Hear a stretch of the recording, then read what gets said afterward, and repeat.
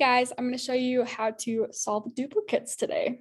So duplicates can be kind of daunting, but once you figure out how to do it and you kind of learn some good rules with them, then it's pretty simple. So here I have this person, and I know there's a duplicate. I went through to find one that had a duplicate.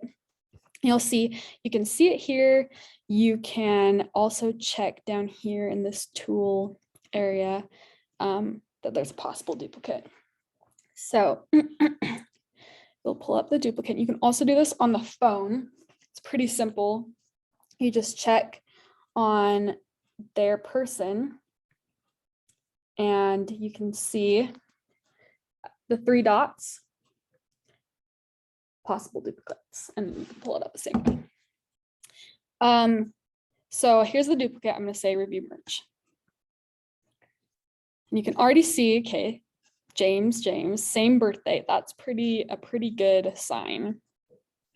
And then they also have the same area that they were born. This one has more information than this one, but they're still similar. So a good rule of thumb is if you have 3 matching informations, then they are probably the same person.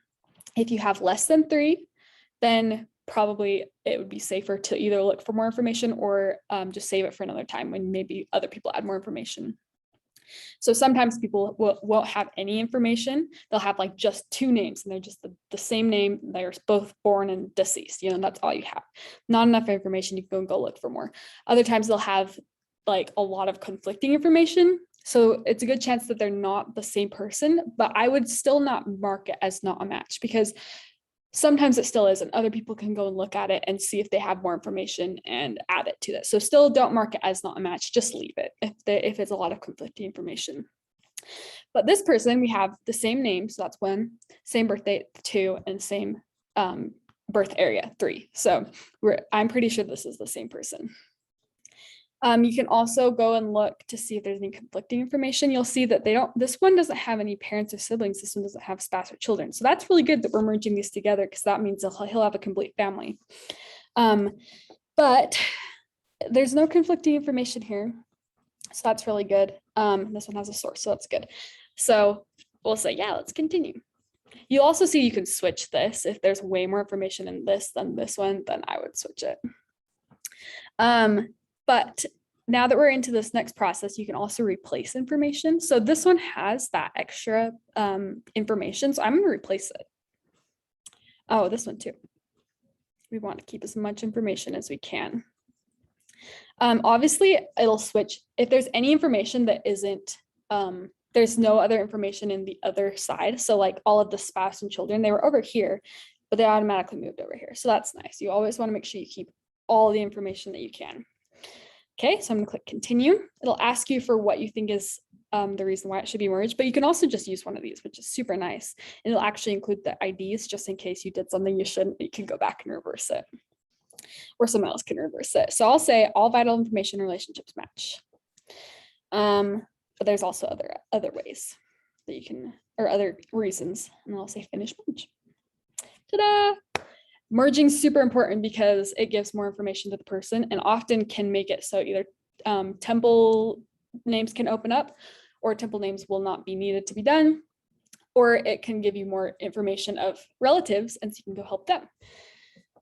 Now I'm going to show you another thing you can do. I was scrolling through my tasks on my phone. You'll see there's tasks here. And I found that there's 2 people that were the exact same and they had the same birthday, but they weren't showing up as the same person and they weren't duplicates for each other. Sometimes that will happen. You'll say, okay, I'm pretty sure these are duplicates, but they aren't showing up as possible duplicates. So this is one and then this is the other. I looked them up both by their ID, which you can do by, oops, that's not what I wanted to do. You can go into your family tree and then find, and you can search by ID. So I looked them both up and pulled them both up here. So I'm going to go into possible duplicates, and then I'm going to find the ID of this guy. Command copy. I'm going to say, where's my option to find by ID? That's weird. I knew you could do it on the phone. I might have to do this on the phone. Merge by ID. There we go. So I'm pasting it in. So I'm pulling up both Josephs. And now we have, sorry, one second. We have both the same birth date and the same birth year too. So I'm thinking this is probably the same person. Let's see, spouse and parents. Oh, hey, look, William Biggs Sr., Millberry, and Millie Ward. That'll happen sometimes. Maybe her name was Millberry and people went by Millie, or she went by Millie, so no one even knew her name was Millberry. So her name was put as Millie, you know. But their birth dates, oh, their birth dates are super different though. That's weird. That is weird. Sometimes people have the same names as other people. So I am going to look into this more. Maybe I'll search up more, try to find more records on Joseph Biggs and see if I can figure out what is going on. But right now I'm just going to say back.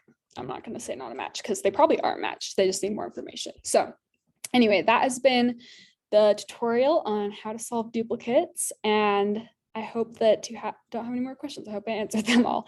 Have a great day.